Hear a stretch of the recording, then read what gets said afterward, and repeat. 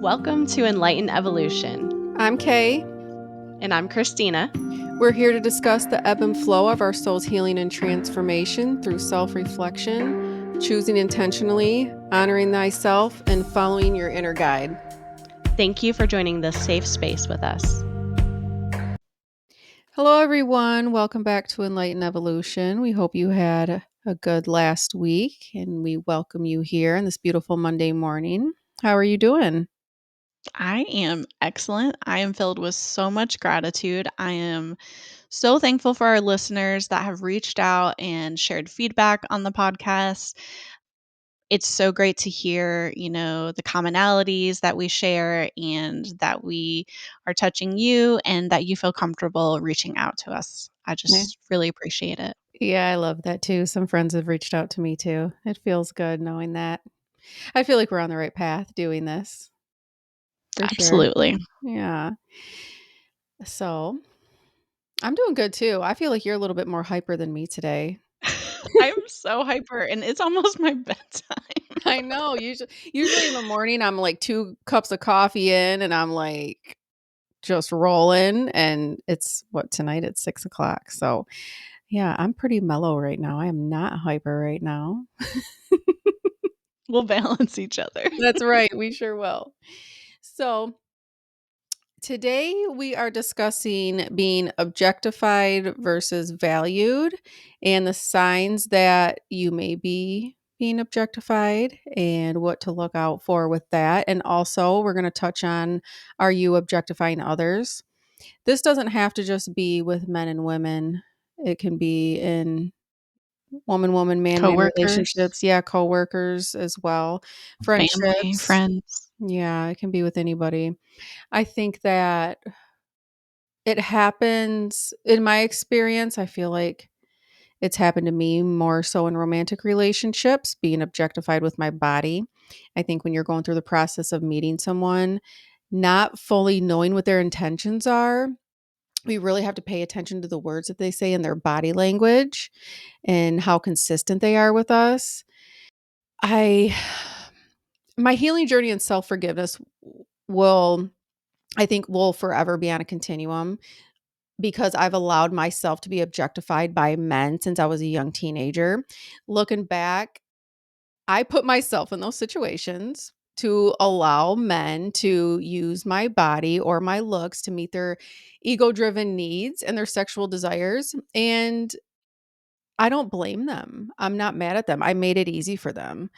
I had used I used to portray a really high sexual energy because I just crave that closeness and that attention, and I use that to gain the connection and the attachment, and I think it's worth saying that men will say anything to have sex with you from it, but looking back, it just makes me so sad that I allowed myself to be treated that way and to be objectified, and I know that we have a long list of things to look out for. Would you like to start reading us some of those things? Sure. So, some signs that you are being objectified. This also could be something that you've done to others. Constant comments about your appearance, trying to keep you within a stereotype. So, I watched Love is Blind, and one of the couples on the most recent season, she's very fit. She has an amazing body. And when they got together, he was like, I'm very big on looks. I'm very big on looks. And she's like, okay, well, what if I have your children, and my body changes? He's like, well, I'll Mhm. tell you to get right back in the gym. And she was like, what? Oh my And gosh. so I think if people like in your mind, like, okay, I got with you and you have this beautiful body and that's what you have to have at all times, that's not realistic. And you can't just put someone into that Makes me box. sad. Yeah. The dumb blonde stereotype. I know a lot of women get called emotional. You mentioned too much focus on sex, being hypersexualized. They only focus on their sexual needs, so they don't care about your Mhm. pleasure at all. Have you ever experienced that? Yeah. So, yeah, I think quite a most bit. women have at some point. I think that when it comes to I think after the first couple dates, when you if you're with someone for a while, like you know your partner, you know their behavior, your guys' patterns and everything. But when you first meet somebody, I encourage you to simply ask them to describe you in words. Just listen to what they say.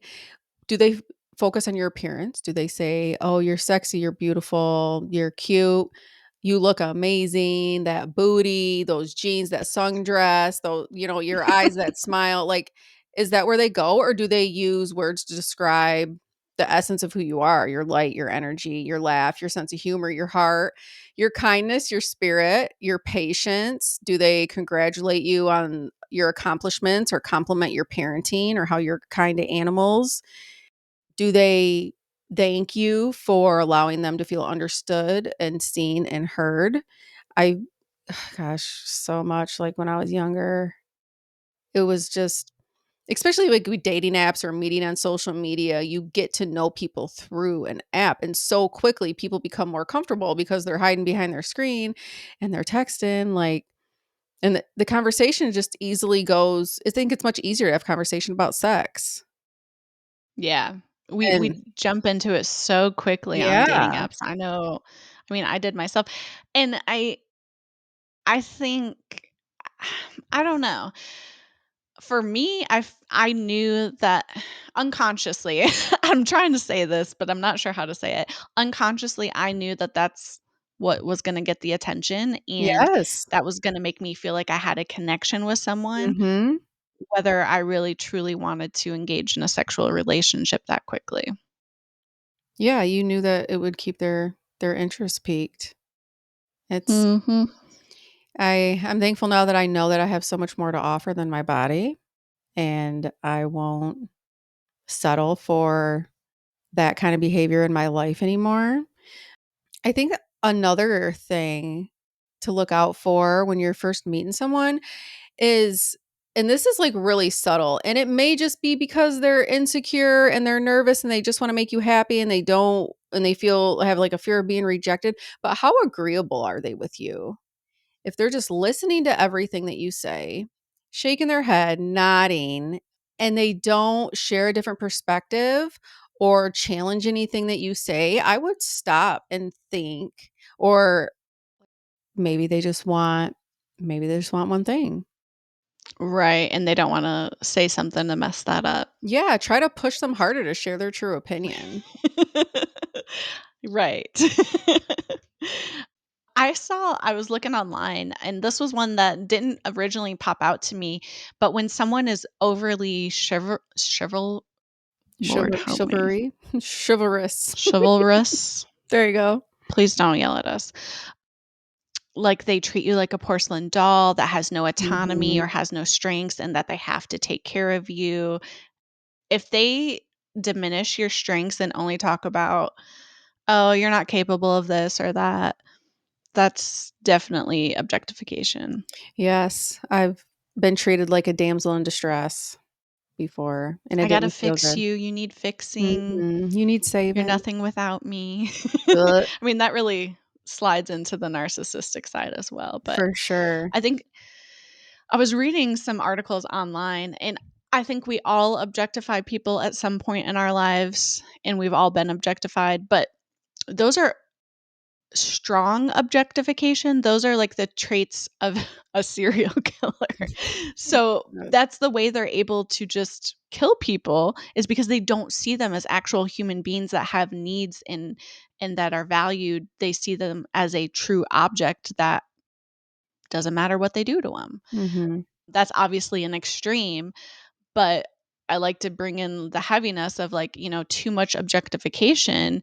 Is this person a sociopath, or, it, Absolutely. it, it could be an unsafe relationship for sure. Yeah, and gosh, this is you talked about how they don't really focus on your physical needs, like, sexually.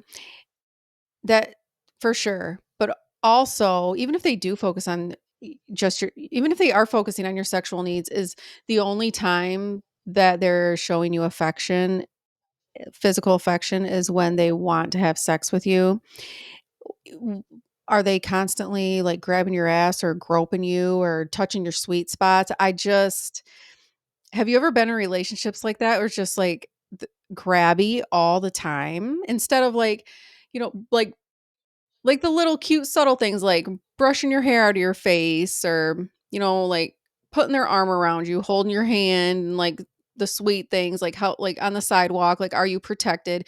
Do you feel safe and warm in their energy or do you feel desired? And that's what am going Mhm. to ask myself moving forward. Maybe now that I'll start That's a good dating again. question. Yeah. Um because I also wrote down oh, sorry. no, go ahead. Ways that we objectify ourselves. Oh. So, definitely can be in relationships, can I think a lot of it at work too, like overcommitting to things to seem Mhm. valuable to your team, overperforming at work, when you place too much worth on your personal appearance. So I actually Googled, signs you're objectifying yourself. One of them also was taking too many selfies,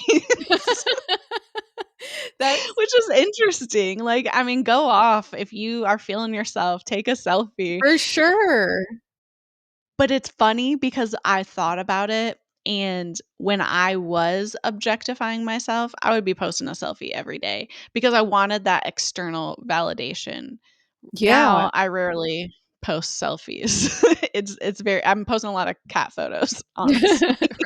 That's a good point. That's a really good point.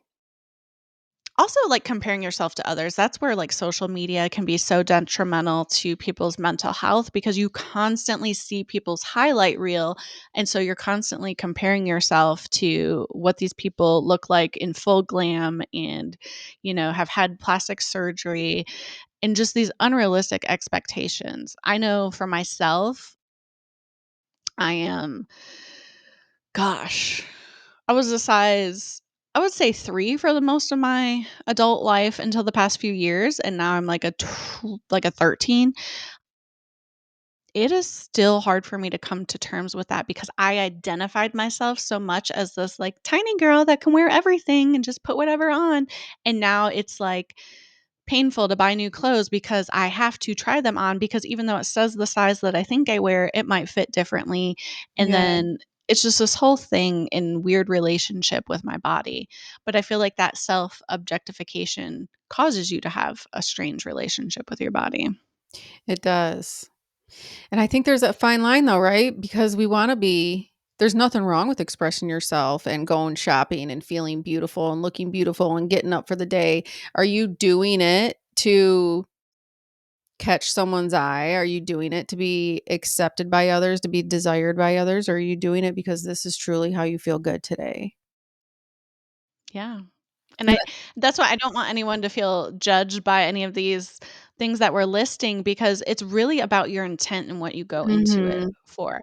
I can say for myself in the past, I've mentioned this in previous episodes, I very much got ready every day with the thought of how I'm going to be perceived by other people. Now, most days I go out in public in sweatpants and a t-shirt, no makeup, because I really don't Mhm. care Same. what people think of Yeah. me.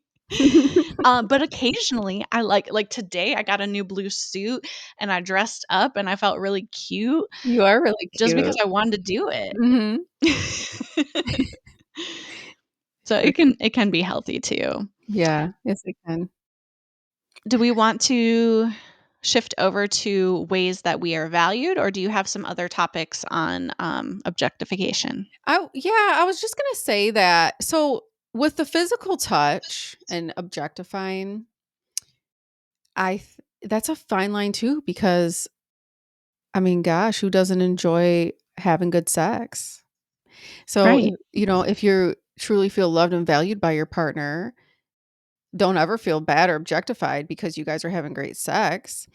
I think that I was going to talk about how we objectify others a little bit more with I think women speaking in terms of women doing this to men. I think that we do it differently than men do. Men really objectify our appearance and our bodies when we more so objectify what they can give us in this physical world, and we'll abandon our emotional and our spiritual needs to gain a greater experience or a lifestyle that their money can provide, without really paying attention to what does he really want, or what's he interested in, what does he prefer. Do you ask him questions to get to know him better? Do you think he's funny? Do you really enjoy his company? Or are you just there because he makes good money? Because some men that make good money are great providers, but it doesn't necessarily mean that you're in alignment with them either. So I just wanted to touch on that a little bit more, because that's not fair to them either that we do that. Yeah. So no, you're in. Even providers or someone, who's really handy. Mhm. "Oh, you can build me a house. You can do this for Mhm. me. You're my little builder." Yeah, for But sure. yeah, we can.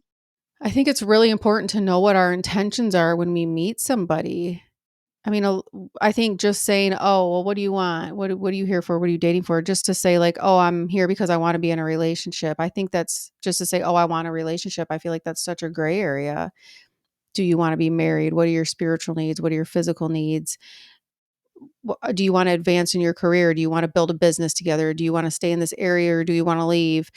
I think that you need to go really deep on your preferences, and not just keep things superficial. Right, and ask those questions of, how do you see us adding value to each other? And if Mhm. their answers are these superficial, "Oh, you make me happy," or "I just really love you." No, I need, like, details. How do we challenge each other? How do we Yeah. help each other grow? Because if you can't go deep on that, this is not the relationship for me. Yeah. I wanted to share a story I've told you, but a friend that I have, we've been friends for a long time. I adore him. I made a comment. I was feeling like really insecure because I lost so much weight over the past year, and I was like, "Oh, I just look so thin." And he was like, "Well, your booty still looks good," or he said something along those lines. And we were texting, so I didn't respond for a while because I felt some type of way about it. I felt objectified. And he messaged me back. He's like, "Was that too much?" Or, he could, I think, sense that I was uncomfortable with it. And I said, "Yeah, like, I don't like to be talked to that way. Like, don't objectify me." And he instantly apologized and said, "I don't want to ever make you feel like that." So I really appreciated that. That's the response you should get when you set a boundary with somebody. So Yes, set your boundaries with people early and often. absolutely.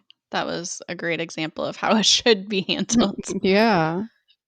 So feeling valued, what you got for us? Yeah, so signs that others value you. They honor your boundaries. So you stated a boundary there and he apologized for crossing it, and hopefully he doesn't cross it again. They want to have intimate conversations. So we just mentioned that they're digging deeper than surface level.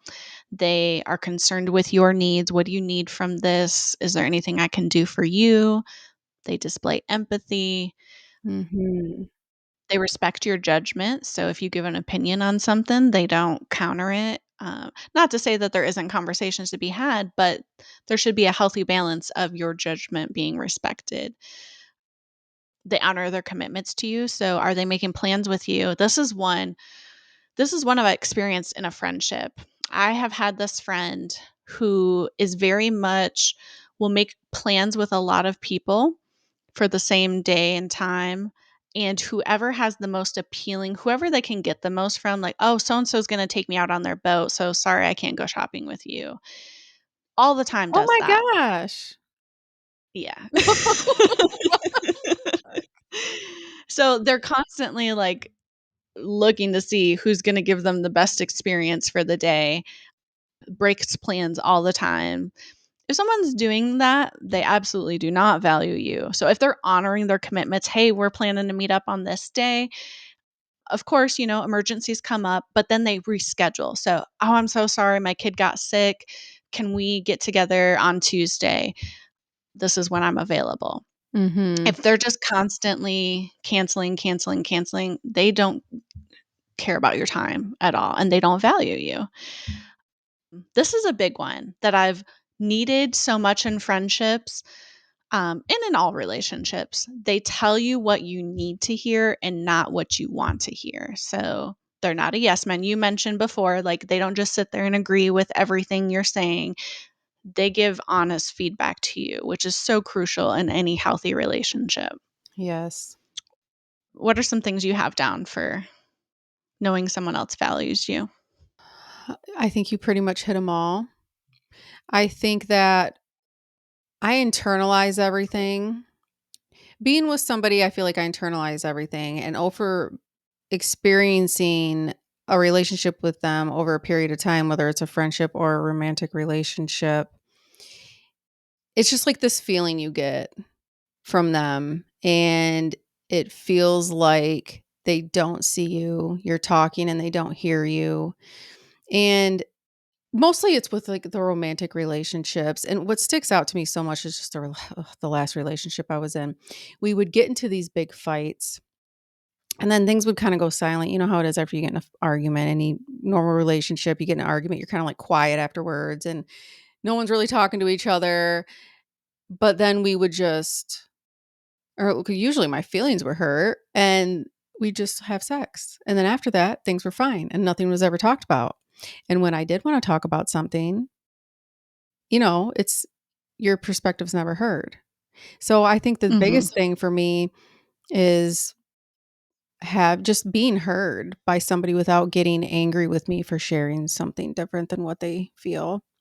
And really, I don't know if there's any like foolproof, because no relationship is perfect. I don't think there's any foolproof solution to any relationship when it comes to meeting all your needs. I think that there No, are going to be compromises and trade offs, and you have to know your non negotiables before you get with somebody. I don't think anyone, absolutely. I don't think anyone's ever going to check all our boxes. I think we're going to have to like drop something to probably gain something else. Like I was with someone that made a good amount of money, but that wasn't like, yeah, that's great. I want to be with someone that's successful, but at the end of the day, it's like that does not matter. I will still leave you if you are mentally manipulating me, abusing me, objectifying me sexually. That's not an environment I'm going to stay in. No, definitely not. I wrote down some signs that you value yourself because we know the only thing we can control here, we can leave relationships, Mhm. but we really have to honor and value ourselves first and set the example for other people. So, honoring your truth, sticking to what you believe in, saying no, that's huge. Yeah, So, we honoring talked your about yes and nos. overcommitting, Mhm. hmm setting boundaries, honoring your time. So, I've done this in the past where I will, especially like with the friend I mentioned, "Oh, I can't meet now. I'll be available in 5 hours." "Okay, sure, I'll be available." I'll be available to anyone at any time, Mhm. and that's not healthy for me. I need to set Mhm. boundaries with my time of, "You know what? I'm only available the first half of the day, so, if you can't make it, you can't make it. Right. We'll try again in the future." Yeah, I had a friend before that they were just one of those people that ran late constantly. And they would say, "Well, okay, I'm on my way." "Okay, well, if you don't get here, I'm leaving." And I would just start pulling off and they would still not show up. They were like, "Where are you at?" I'm like, "I told you, like you said you were going to be here at the whatever time and you were already 30 minutes late and I left." And it's just so disrespectful. Hugely, and especially if it happens all the time. I get that things come up, but when Mhm. you're chronically doing it, you have no respect for anyone else. I'm a very punctual person. I don't like to be late, and even if it's just like, "Okay, we're going out shopping and getting lunch or whatever," I'm planning the rest of my day around that, so if Yeah. I still need to come home and clean my house, I don't wanna be getting home at 7 o'clock at night, and now I don't have time to do the things I need to do in my home. So we really have to set those boundaries and honor our own time. Mhm. I also put down making time for your interests. I remember that I would not like commit to my hobbies because I was always concerned, like in past relationships, I was concerned, well, is that person going to be off work that day? So I need to make sure I have that day available to spend time with them. And it's Mhm. still a work in practice of me just like I was volunteering at an animal shelter. I haven't since my cat died because it's just too Yeah. much for me to go in there right now. But for a good amount of time, I was doing like every Saturday at an animal shelter. And that was my time to commit to something that I was very passionate about. And that felt really good, regardless of whether my partner was home or not, which of course he's very understanding of as well.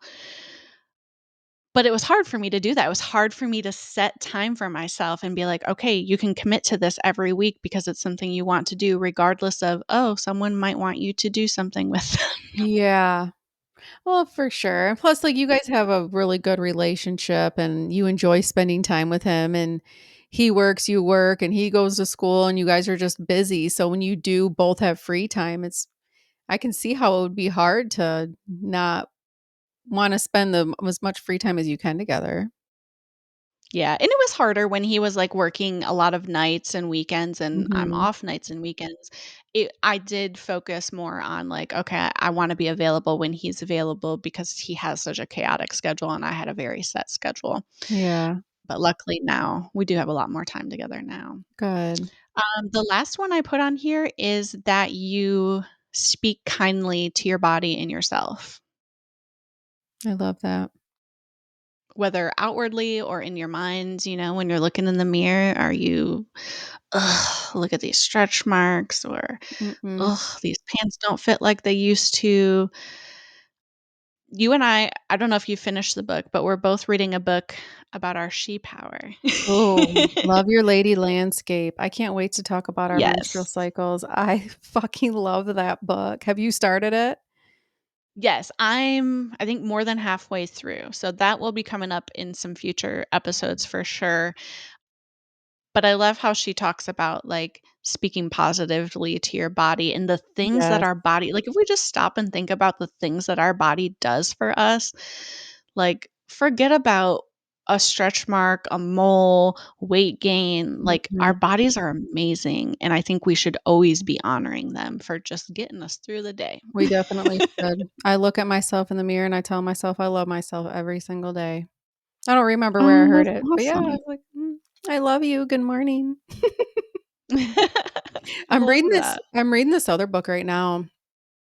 I just started this one. I don't know if you told me about this book or not, or maybe it just popped up on my Audible, but I've already cried a couple times just for, like, feeling for other humans. It's called How to Know a Person by David Huh? Brooks.